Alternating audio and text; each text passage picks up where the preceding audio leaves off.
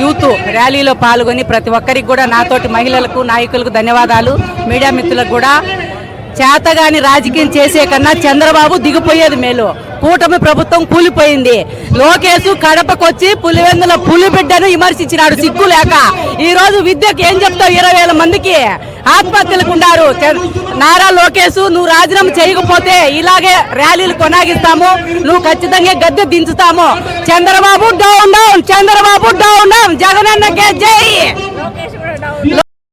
ఈ ముగ్గురు పొత్తులు ఉండే కన్నా ప్రజలు బాగుపడాలంటే మీరు దొంగనే దిగిపోతే మా జగనన్న వస్తాడు, ప్రజలకు హామీలు ఇస్తాడు, ప్రజలకు ముందుంటాడు, మహిళలకు ముందుంటాడు, విద్యకు ముందుంటాడు. ప్రతి ఒక్కరికి కూడా భరోసా ఇచ్చిన మా జగనన్న కావాలి, రావాలి. జై జగనన్న, జోహార్ వైఎస్ఆర్, యూత్ కే జై.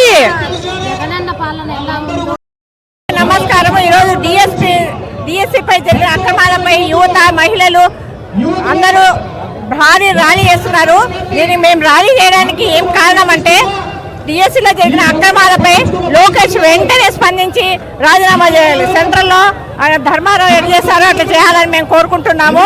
అసలు ఏంది డిఎస్సీ అంతా 16,000 మోసంతోనే జరిగినాయి. కనీసం ఎక్కడ వాళ్ళ డిఎస్సీలో టెంట్ లేదు, ఏం లేదు, అంతా వాళ్ళకి ఇష్టం వచ్చేందుకు. ఇదైతే స్పోర్ట్స్ కోట అయితే అన్యాయం. కబడ్డీ ఆడినోళ్ళకు, రింగ్ ఆట ఆడినోళ్ళకు ఇచ్చినారు. ఏదైనా స్టేట్లో సెంట్రల్లో ఏమన్నా మెడల్స్ వచ్చిన వాళ్ళకి ఇవ్వాలి. ఈ అంత దుర్మార్గం లేదు. లోకేష్ నిజంగా మానవత్వం, ఒక సీఎం కొడుకుగా ఏ మటుకు బాధ్యత ఉన్నా ఇంతమంది ఆందోళన పనిచేసి స్వచ్ఛందంగా రాజీనామా చేయాలని కోరుకుంటున్నాం.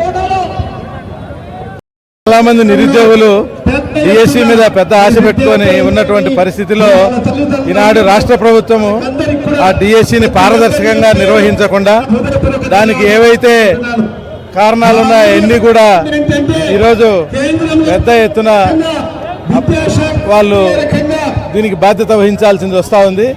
మరి ముఖ్యంగా డిఎస్సీ జిల్లా కలెక్టర్ల ఆధ్వర్యంలో జిల్లా కలెక్టర్ చైర్మన్గా అక్కడ ఆయన కింద కమిటీ సభ్యులు కొంతమంది ఉండి వారు ఏ జిల్లాకు ఆ జిల్లాలో ఈ డిఎస్సీని నిర్వహించి పారదర్శకంగా ఇంటర్వ్యూలు కానీ రాత పరీక్షలు కానీ నిర్వహించి సెలక్షన్ చేయాల్సినటువంటి పరిస్థితిలో దీనందరూ కూడా ఎస్సీఆర్టీ సెంట్రల్ ఆఫీస్ తీసుకొని వారి రాష్ట్రమంతా కూడా వారే నిర్వహించడం, కలెక్టర్లకు కానీ బోర్డు మెంబర్లకు కానీ ఎటువంటి సంబంధాలు లేకుండా చేసి ఇన్ని అవకతవకలకు పాల్పడినటువంటి ఆ అధికారులను ఖచ్చితంగా శిక్షించాలని ఈరోజు మా జిల్లాలో ఉన్నటువంటి నాయకులందరూ ఏకతాటిపై నడిచి ఈరోజు పెద్ద ఎత్తున ర్యాలీ నిర్వహించడం జరుగుతూ ఉంది.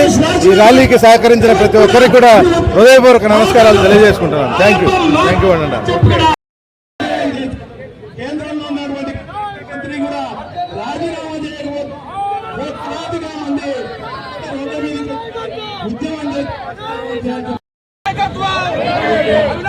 నాయకత్వం